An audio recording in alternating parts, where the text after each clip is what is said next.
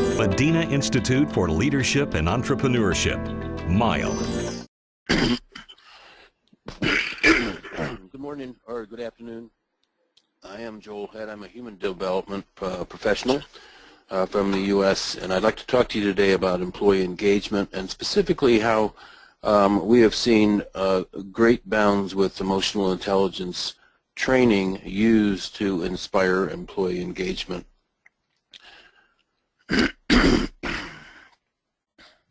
It's been said that people do not leave their jobs or their companies. They leave the people that work there, and more specifically, they leave the supervisor that they're working for who's created a climate which is no longer bearable. So we're going to talk about climate. What's the climate like where you work? What's the culture like in your organization? These two terms are often confused, but they mean different things. Culture is the collection of norms and values and social hierarchies and belief systems that permeate an organization and drive decision making and policy making and everything else. Climate, on the other hand, is the employee's reaction to the culture. It's comprised of the meanings that employees attach to the interrelated bundles of experience that they have at work and how they feel about them. Now, new research on organization climate by the 6 Seconds International Emotional Intelligence Network shows a very powerful link between feelings about climate and how well people actually perform. Climate, in effect, influences retention and trust and relationships, accountability, productivity, overall stress levels, and employee engagement. What do we mean by employee engagement?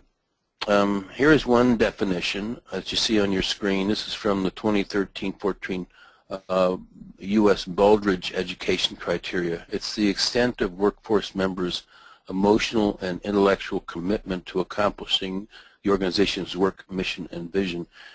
Underscore the word emotional because this in and of itself is a feeling towards the organization, an emotional commitment to the supervisor, to the people I work with, to my to the work itself, which provides meaning to me, and to the reputation of the organization. Now, Gallup has measured employee engagement for the past dozen years or so, and they have found 3 different types of employees. Those that are engaged feel a very profound connection to the organization. These are the people that drive innovation. These are the people that go the extra mile, that work extra hours, that put in time and innovation to really drive the organization forward. In the middle are the not engaged or the neutral people. These are people that just have a job by and large. They see their work as just a way to make a living. They're checked out. There's no energy or passion. And then the third group is actively disengaged. They're not only disenfranchised with the organization, they may in fact try to undermine the results of others and work against the organization. Now, among the 3 groups, 25% of employees are in the first group. They are engaged. 50% are in the second group. They're neither engaged nor disengaged. They're just neutral. And 25% are highly disengaged. Now, to persuade the neutral employees, which is really the target in organizations that try to tackle employee engagements, the employer needs to build on, focus on building trust and on creating trusting relationship. That job requires that supervisors have very high levels of emotional intelligence. When employees feel good about coming to work, they perform better. When they are disengaged, energy drops, communication suffers, quality is compromised, and people start to look for greener pastures. In new research from the 6 Seconds Emotional Intelligence Network, a study of customer service and productivity and retention found that 57.7% of the difference between high performance and low performance is predicted by 5 climate factors, and you'll see on your screen to the left those 5 factors. They include alignment with the organization's stated mission and a sense of belonging to the organization, accountability, that is a motivation to get the work done, a sense of collaboration and teamwork, a sense that leaders in the organizations are very well prepared and very able to lead the organization, and adaptability. This is a willingness to change. And all of these are held together by the glue, which is trust. Trust is at the center of everything in every organization. It's a sense of faith and belief in the organization, that people can rely on their leaders, that people can rely on each other. And these in turn drive customer service, productivity, retention, and employee engagement. Now, the research also shows that trust alone predicts 46% of the difference between high and low performance on productivity, 38% of the difference between high and low performance on customer service, and 45% of the difference between high and low performance on retention and engagement. Understanding climate helps leaders look under the hood, so to speak, and understand the feelings of employees at a very deep level. And with this insight, they can make much better decisions about their own leadership style and the decisions that they make and the direction that they want to take the company. Now, it's helpful to recognize that organizational climate is a direct result of the interplay among individual relationships and feelings. In this context, traditional leadership and management skills become less significant and less effective in dealing with these emotionally driven factors. Studies as well as authorities in leadership agree that emotional intelligence is the one leadership attribute that has a measurable impact on strengthening relations and improving organizational climate and employee engagement. So what does it feel like to work in an organization that is toxic or that is has low engagement? What you see on your screen is an actual quote from a survey, a study that I did this past summer in a manufacturing organization. Working in a company like that feels like you're working for parents that are really not very nice people. The children feel attacked because they're often enduring mental abuse, which may be as damaging, if not more so, than physical abuse. Stress levels in this kind of company runs very high, and turnover is just absolutely rampant. People miss the basic things like good communication, understanding what's going on in the company.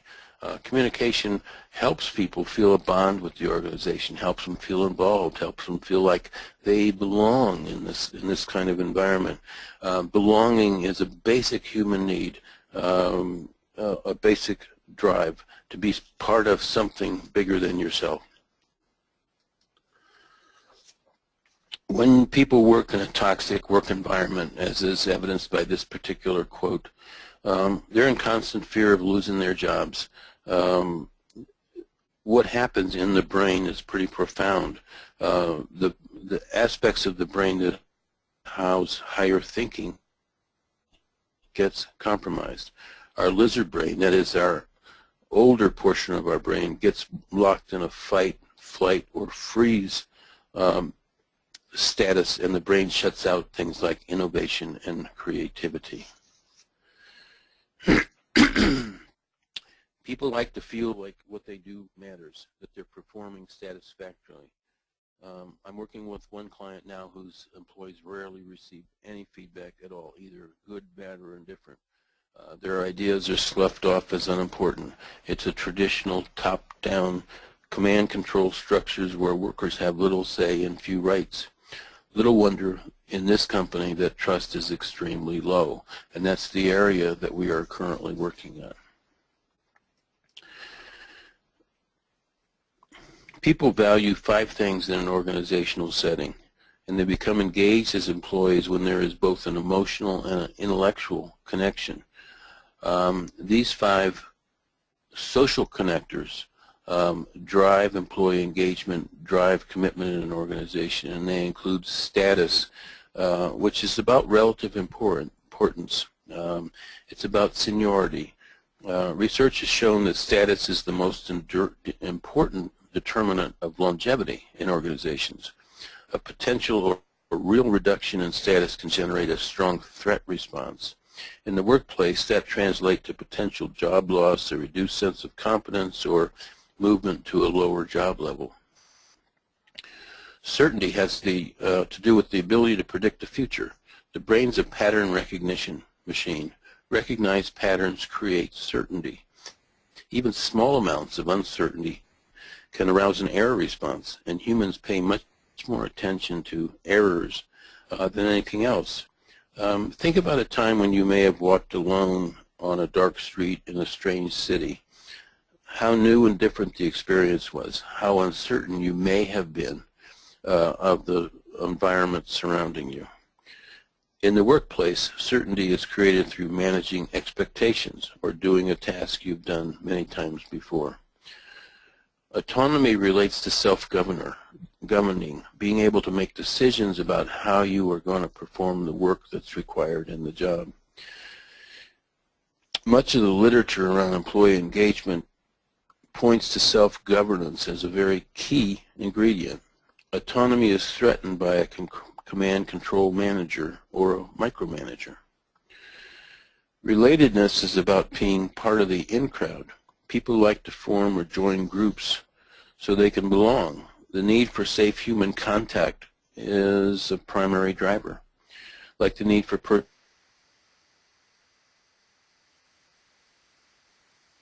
personal safety. When we're not part of the in-crowd,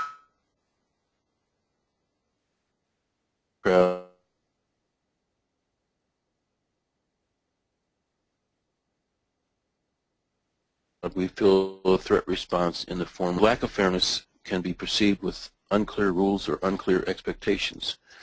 Now, threats to these 5 areas, our social connectors, follow the same neural pathways as threats to our physical safety.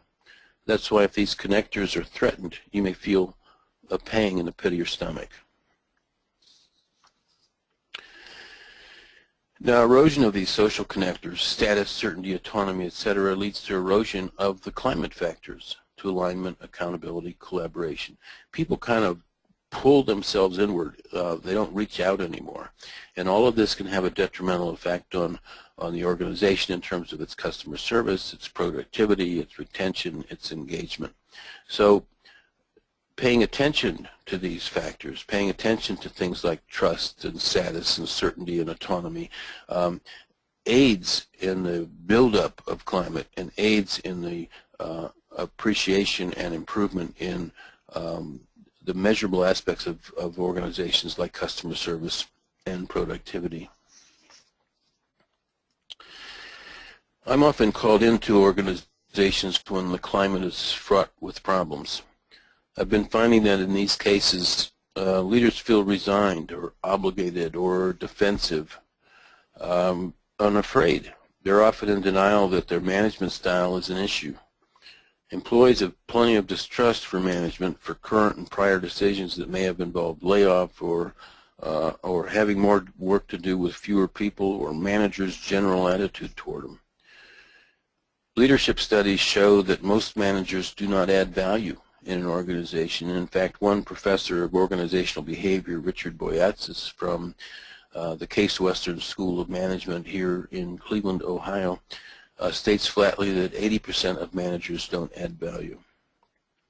Yet we all want to do so. So what's the problem? One big reason is stress. Organizations, particularly in the U.S., put an extremely heavy emphasis on quarterly numbers as opposed to leading for the long term. One company, Dell Computer, recently went from being a publicly traded company to a private company just to avoid the scrutiny that comes with with being a shareholder-owned company so that they can make decisions about the good of the company, the long-term effectiveness of the company, without having people looking over their shoulder. Another reason is that organizations have leaders that are not really trained to lead. It's only now just starting in colleges and universities that people are getting leadership skills. It used to be that you were trained by a more senior manager who may or may not have been a very good leader.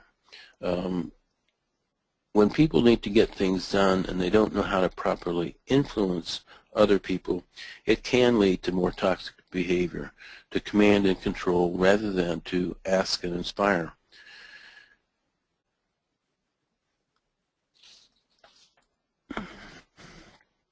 Let's do a quick exercise.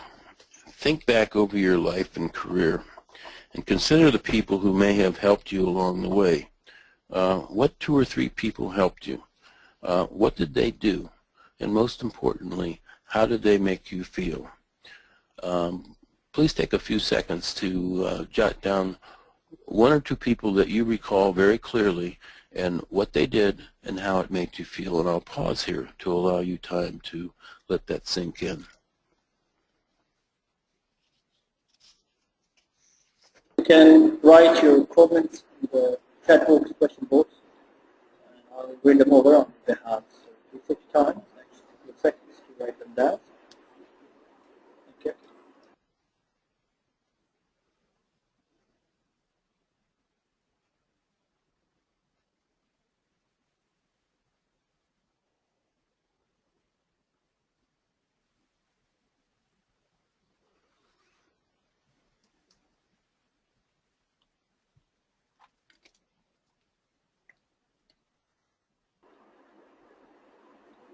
We are starting seeing the first comment. Somebody wrote, my father.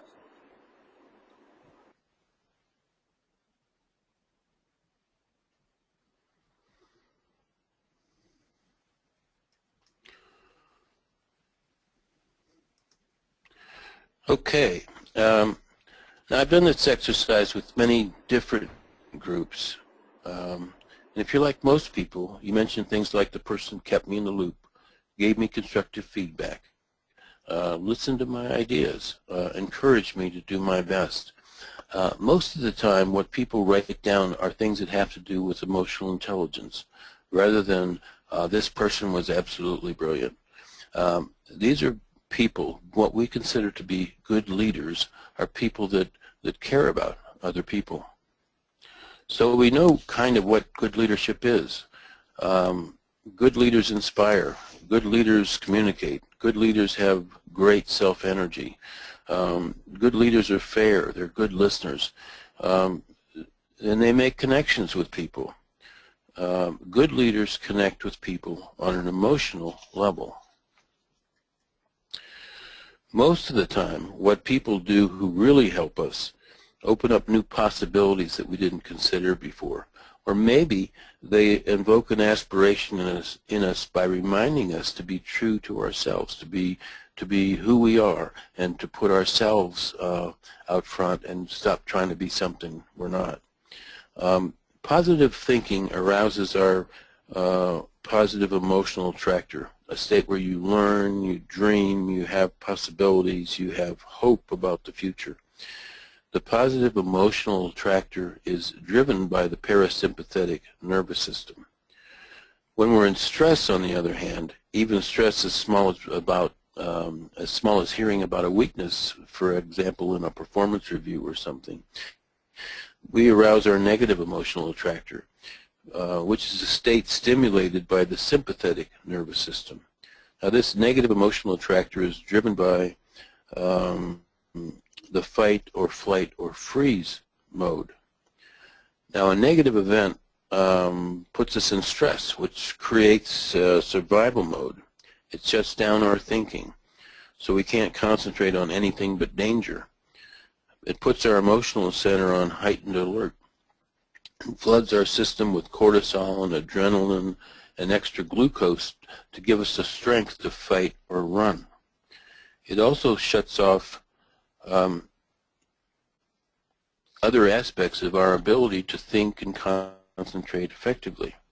Now, the parasympathetic nervous system and the sympathetic nervous system are both necessary. The sympathetic nervous system helps us survive. Without it, without that flight or fight mechanism in us, we would be at risk for a lot of things. But with modern man, unlike in caveman days, we're no longer fighting saber-toothed tigers. So we don't have the need as much today to be in flight or fight mode. When we are in one of these modes, we're not in the other. In fact, they're opposites. We actually need both the systems, however, in order to survive with the sympathetic system and to thrive with the parasympathetic system. And some stress is actually good for us. It helps us get out of bed in the morning, to get going, to do what we need to do. But the chemicals that are produced in this by the sympathetic nervous system can actually cause disease. Stress can cause things like heart issues or lung issues, etc. Scientists say that we have 8 to 15 negative events in our life every single day. And this can be small stuff like getting stuck in traffic or not being able to get to a meeting on time. Or it can be large things. Because we need both, because we need to move into our parasympathetic nervous system in order to unwind, to relax, to dream, to hope, etc. We have to find ways to do that. What helps many people is music, to allow them to relax or to move themselves into a place where they can relax.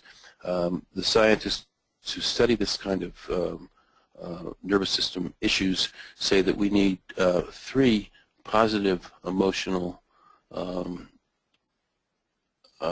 events each day for every 1 negative emotional event.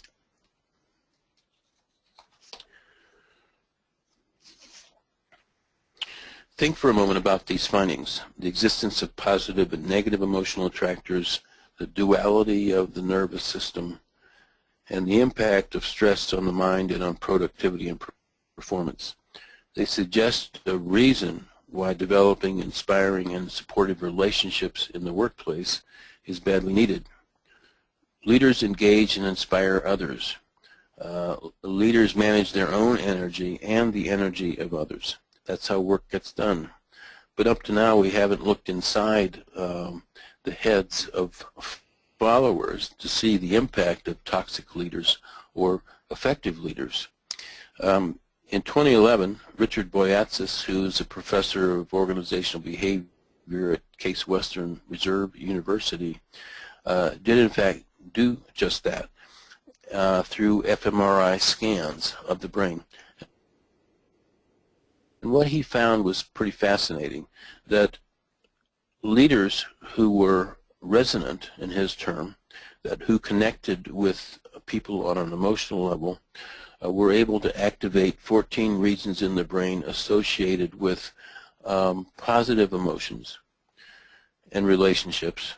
But dissonant leaders, on the other hand, turned off 11 sections of the brain that had to deal with approach relationships and turned on regions of the brain associated with negative emotions, less compassion.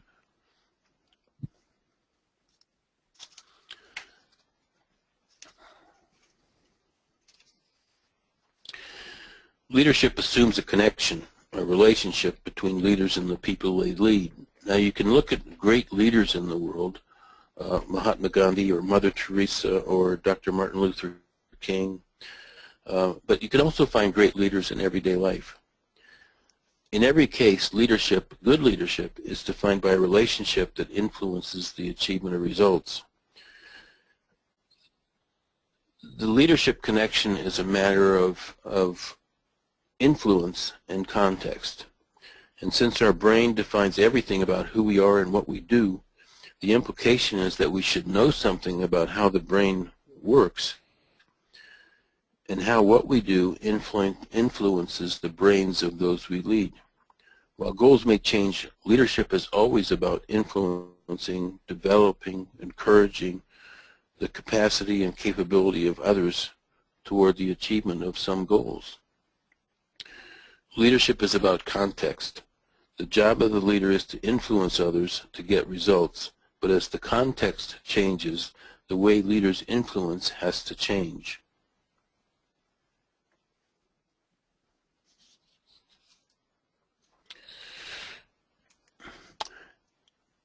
Now we know about the role of empathy in understanding and connecting with others, but there's a deeper factor at work. Emotions are highly contagious. It was once thought that we were soft-wired for aggression and violence, but the truth is we're soft-wired for attachment, affection, and companionship. We seek out empathetic relationships. In the 1990s in Italy, in Parma, Italy, scientists discovered the existence of what are called mirror neurons.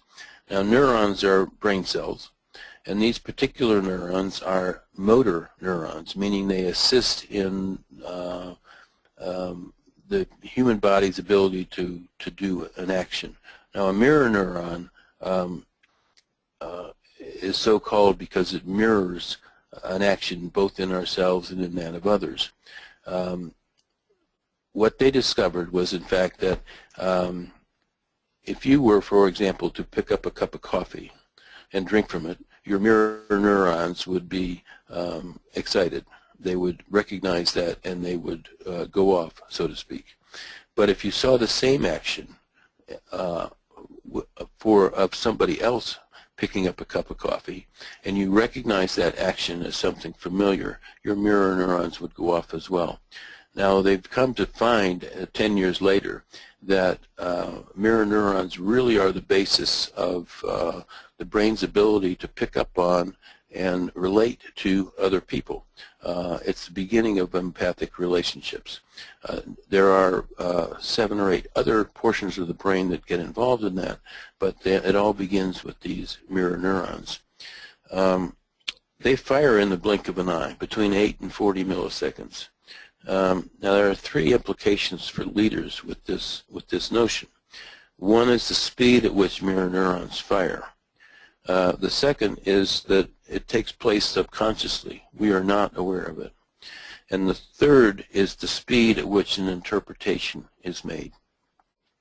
Our unconscious emotional states are arousing emotions in people with whom we interact before we or they know it.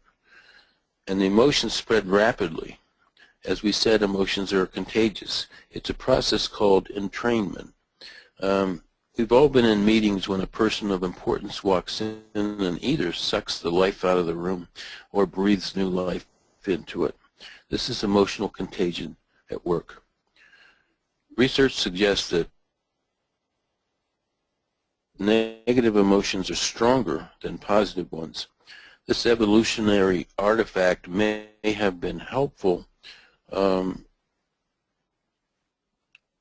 helping us survive back in caveman days, but it does absolutely nothing for learning today.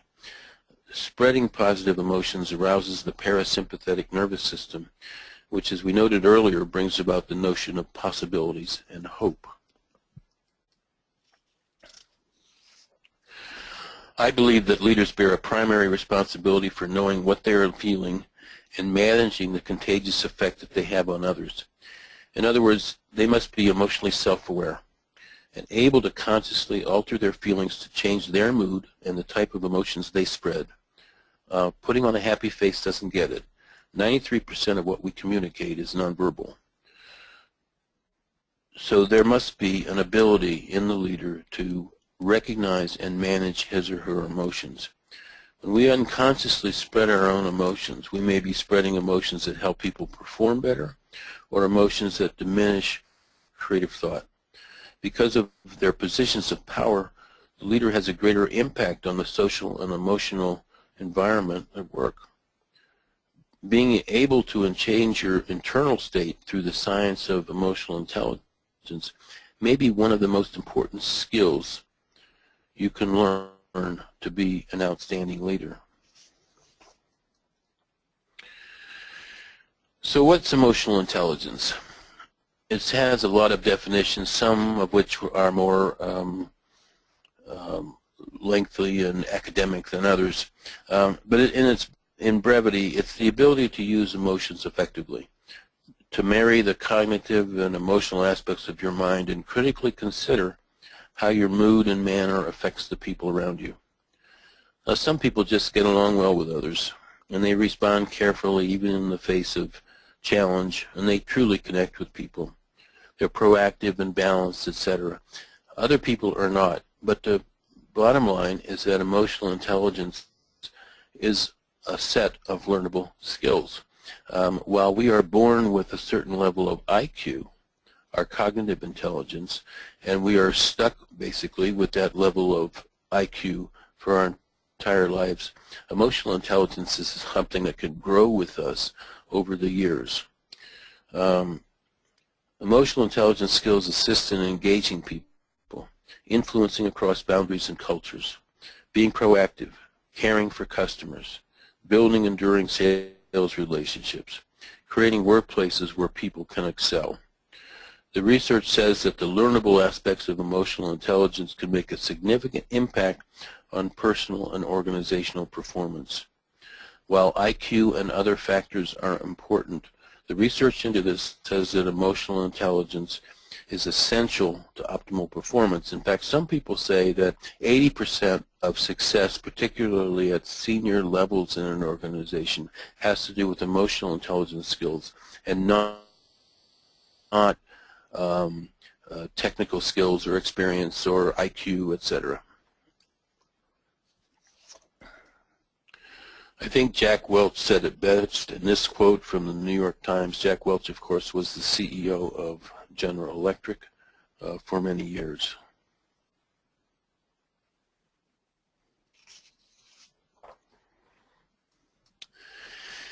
Now, there are other more complicated definitions of emotional intelligence, but I like this particular one from the 6 Seconds Emotional Intelligence Network. It is very simply being smart with feelings so you can develop optimal relationships with yourself and others.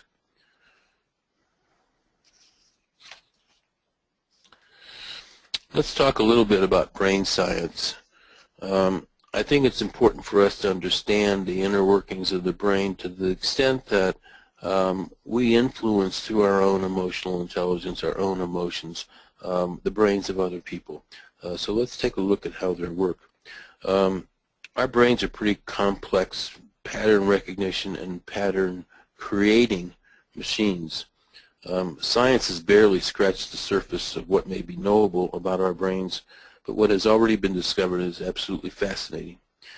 The brain weighs about 3 pounds, but it's comprised of billions of cells called neurons. Each neuron is capable of 10,000 connections with other neurons, and they communicate, our neurons communicate with one another up to 100 times a second. With 10,000 possible connections for every neuron, and the connections firing up to 100 times a second, the number of potential synapses, or actual connections between neurons, is astronomical. In fact, it's estimated that there are more neurons firing in your brain at any given moment than there are stars in the Milky Way. Between 100 trillion, that's the 1E14, that's 1 with 14 zeros behind it, 1 trillion, to a really astronomically huge number, that's a 1 at the top of your screen with 800 zeros behind it. Hardly a number that you can even think about. Our capacity for thought can be likened to a newspaper. The subconscious handles most of the details, and what gets projected on our conscious mind are the headlines. Most of the time, that's all we really need. If you decide to pick up a cup of coffee, for instance, your conscious mind does not need all the details about involving all the neurons that are firing or the muscles that are moving or anything around the complicated actions that this motion requires. Nearly 95% of what we do every day is hidden from us in the unconscious mind. Now, the unconscious has enormous processing capability. The best estimates of the capacity of the unconscious mind is that it can process about 11 million pieces of information per second. That's 11 million pieces of information per second. The best estimate for the capacity of the conscious mind is that it can process about 40 pieces of information per second. Now, think about that. When 40 pieces of information, that's a lot of information, and we can do a lot with it, but it really pales in comparison to the 11 million pieces per second that the unconscious mind can handle. Now, our emotions are lightning fast as well, and they're interconnected with other emotions. These neurons have thousands of connections, so it stands to reason and science that emotions may be intertwined. Let's watch a short movie clip to see how this works.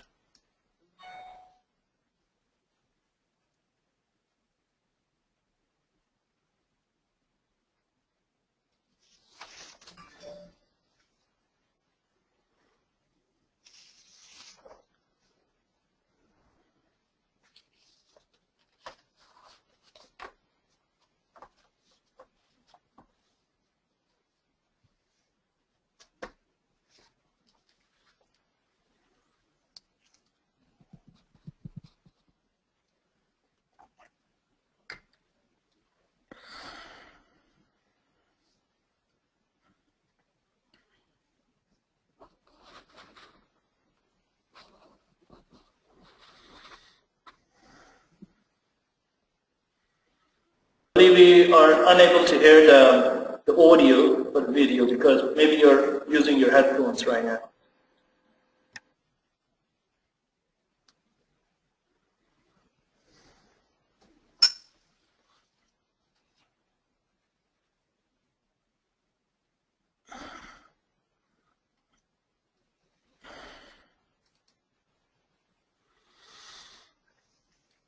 Sorry about that.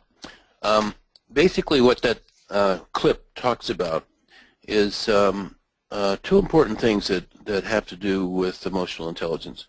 One is that as these neurons fire together, they wire together, meaning that we develop thought patterns that become patterns and they become entrenched as habits. We have within ourselves what are called neuropeptides. These are chemical transmitters that create emotion, and we have a neuropeptide for every single emotion that we ever feel. And these neuropeptides lock into our cells in a way that pushes feeling, so to speak, throughout our bodies. So essentially what emotions are neurochemical transmitters that communicate information that make us feel one way or another about our environment and the internal state that helps us survive and thrive. If we continue to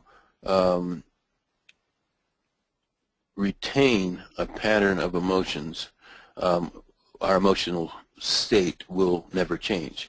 But in fact, we have the ability to manage our emotions. And we do that not by throwing out an old emotional reaction. We do that by adopting a new emotional reaction. And the repetition of the new reaction over time helps the brain to slough off that pattern that we used to use. So it is possible for us to consciously think about how we're reacting, how we're responding emotionally, and to in fact change that over time. This particular wheel was developed by a fellow named Robert Plutchik. Now when we think about emotions, we tend to think of them solely as states of feeling. For example, we describe happiness as the state of feeling joy or pleasure. Now, according to Plutchik, emotions are much more complex.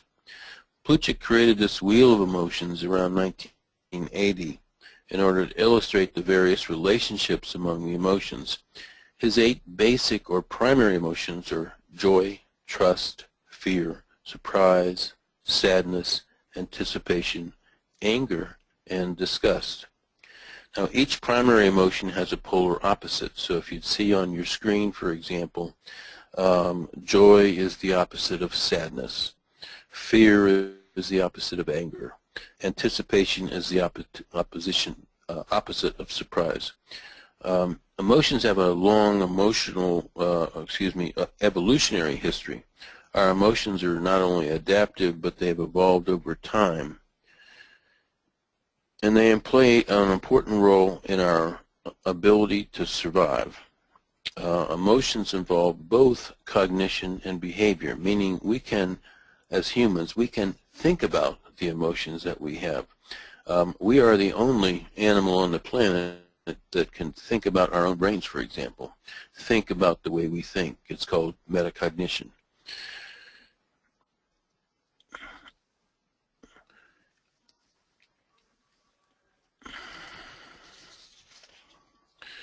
These are the basic emotions as outlined by Robert Plutchik, and they provide basic messages. As we said, emotions are just information.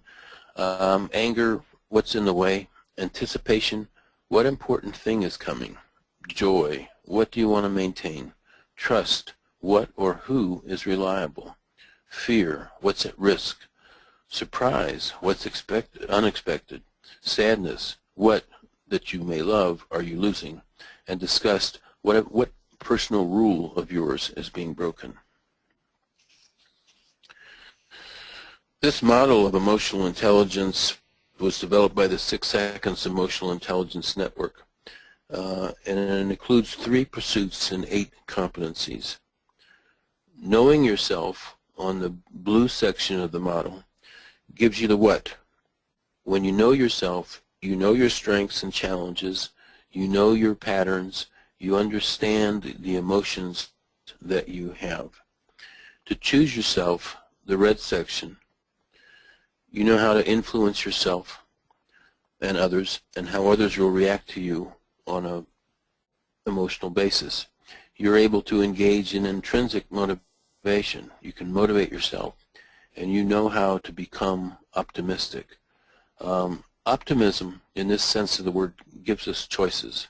If we're pessimistic about emotions, that means that we see emotional states as being permanent and pervasive, and we see ourselves as powerless to change them. Optimism, on the other hand, gives us the opposite. It gives us choices. It gives us ways to move that we didn't have before. Giving yourself provides the why. You're clear about your vision so you can stay focused. You know why to respond in a certain way, why to move in one direction and not another, why to influence this person in this way and not in another. Now, if you want to manage your emotions, you really have 3 questions that you should ask yourself. Number 1, what am I feeling? Number 2, what options do I have? And number 3, what do I really want? And if you follow this question sequence in the way it's given, you can begin to help managing emotions. The what am I feeling part is what's called emotional literacy. It's the ability to name emotions, the basic ones as well as their variations. Research shows that the ability to name your emotions is a significant building block in becoming emotionally intelligent. This competency lets us sort out our feelings and begin to understand their causes and their effects.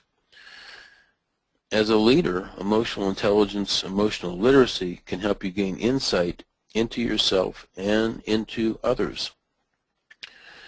Feelings can be overwhelming and confusing, so the better you are at identifying emotions, the better you will be at managing them. Josh Friedman is the CEO of the 6 Seconds Emotional Intelligence Network, and he has this way of speaking about emotions, emotional intelligence. He says it's a way of recognizing, understanding, and choosing how we think, feel, and act. It shapes our interactions with others and our understanding of ourselves. It defines how and what we learn. It allows us to set priorities. It determines the majority of our daily actions.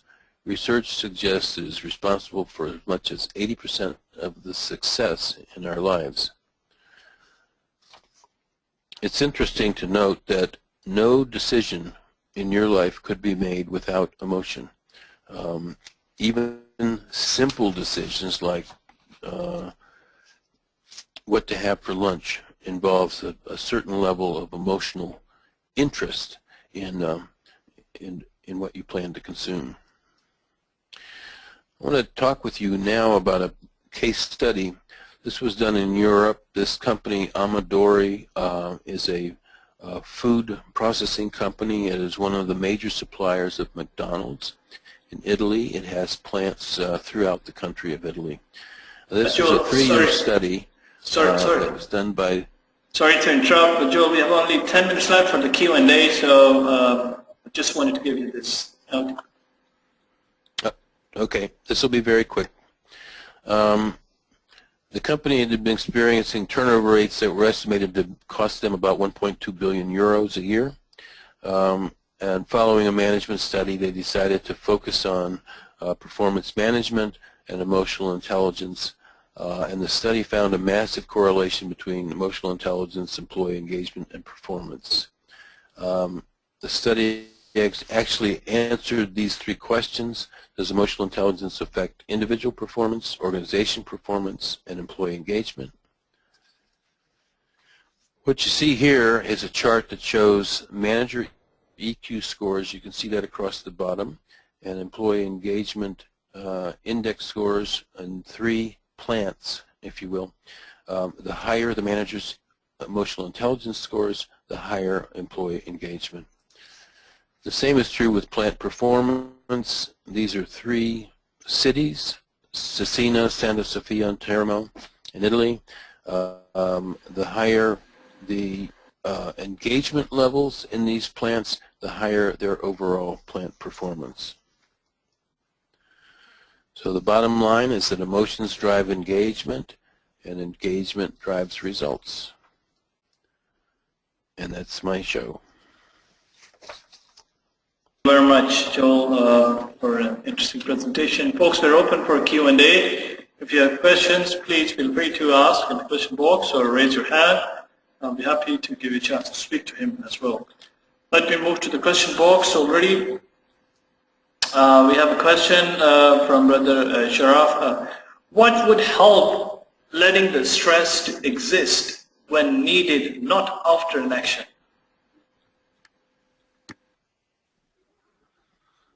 So I understand what would help to let the stress exist? Even when we need it, not after any action. Can you say it again? Well, let me repeat the question. What would help letting the stress to exist when needed, not after the action?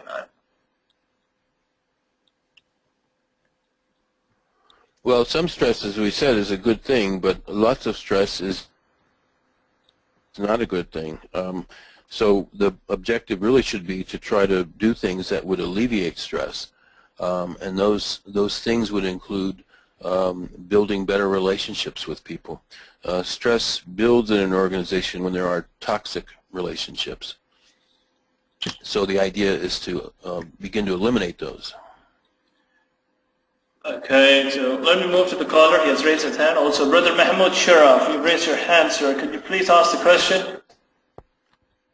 Yes, the question is that, you know, now we know that this stress will let us come to work and think about the work, but is there a limitation? We should, you know, switch it off. We should not let it all the day, or it is healthy for the leaders to have this stress all the way. That will generate the ideas for them, that will promote the, you know, the work, and also, you know, inspiring the people around you. You know, you can call your leader at any time, days and night. You'll find that the job is in his mind. He can talk to you, you know, is this healthy? Is this what we want? I mean, is this the healthy stress and being, you know, engaged and occupied, you know, on that, or we should eliminate that, you know, and maintain it only when it is needed? Well, you're right. A certain amount of urgency in an organization is necessary. I mean, deadlines are important for that very reason, because they help inspire people to move more quickly. But too much of it is not a good thing, because as you saw in the presentation, it invokes the sympathetic nervous system, which in effect shuts down creativity and innovation, and invokes the older part of the brain, which is the fight or flight portion of the brain. So if you put on urgency or you create stress artificially, in the end, while you may get a short-term burst in productivity, in the end everything will deteriorate. Brother Sharif, Does that make sense to you?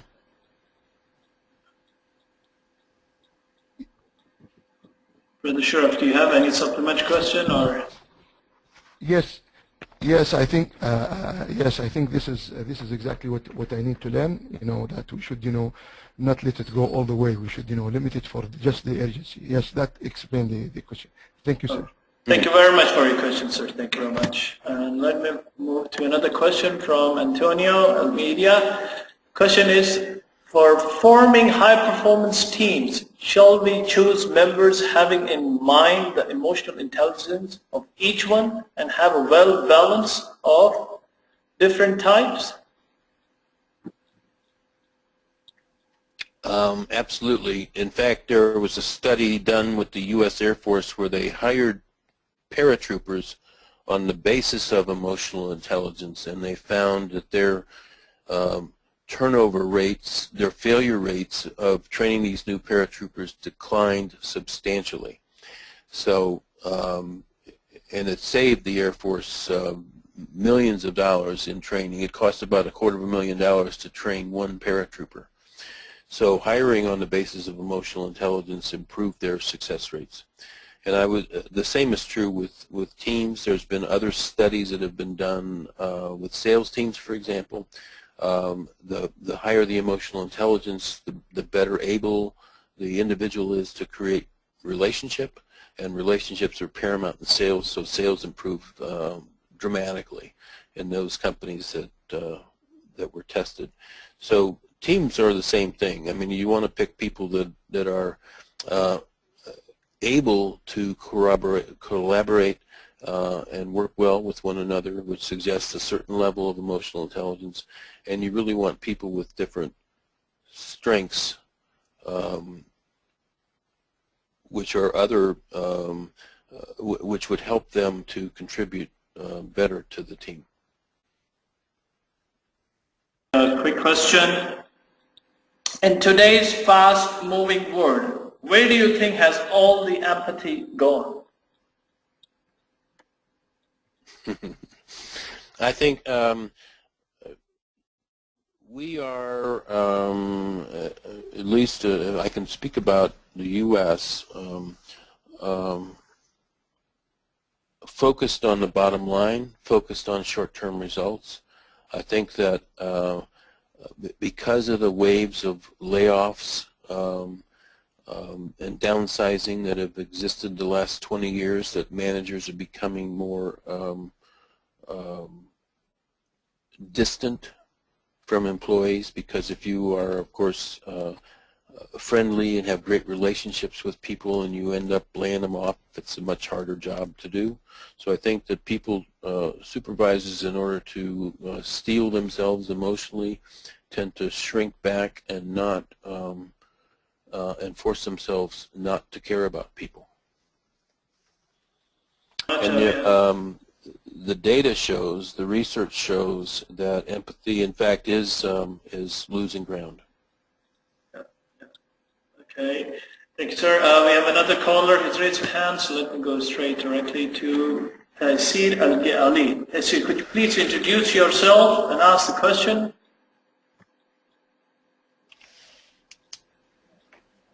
All right, my name is Taysir Ali. Thank you for this amazing presentation. I was wondering if there is any research done with regard to emotional intelligence among students and the impact of teachers on them and vice versa? Yes, there's a wealth of research done by the 6 Seconds Emotional Intelligence Network, which is worldwide, particularly with students. In fact, the organization began working with students, and they have found that teaching emotional intelligence skills to students dramatically improves their academic success. And the same is true with teachers. So that one of the reasons that I'm associated with this organization is their goal worldwide is to teach 1 billion people the skills of emotional intelligence, and you know, a very dramatic goal, but they have as a primary focus students. Okay, very interesting. Thank you. Okay, thank you very much, Sister Teacher, for your question. And folks, that really brings us towards the end of the webinar. I would like to thank you, Joe, on behalf of MAR for giving this presentation. Any ending remarks that you would like to give before we dismiss out? No, I just I appreciate and feel honored that you've let me into your lives for this short amount of time, and that I hope you've gotten something out of the presentation. Useful, and thank you very much all of those who participated in this webinar. We are recording this webinar, which will be uploaded on our community, which is community.mal.org in the next couple of days. So please stay tuned for accessing the archives as well as to learn about the upcoming webinars. With that note, I would like to end this webinar. So you all have a good day, good afternoon, good evening, wherever you're calling from. Wassalamu alaikum wa rahmatullahi wa barakatuh. Madinah Institute for Leadership and Entrepreneurship, MILE.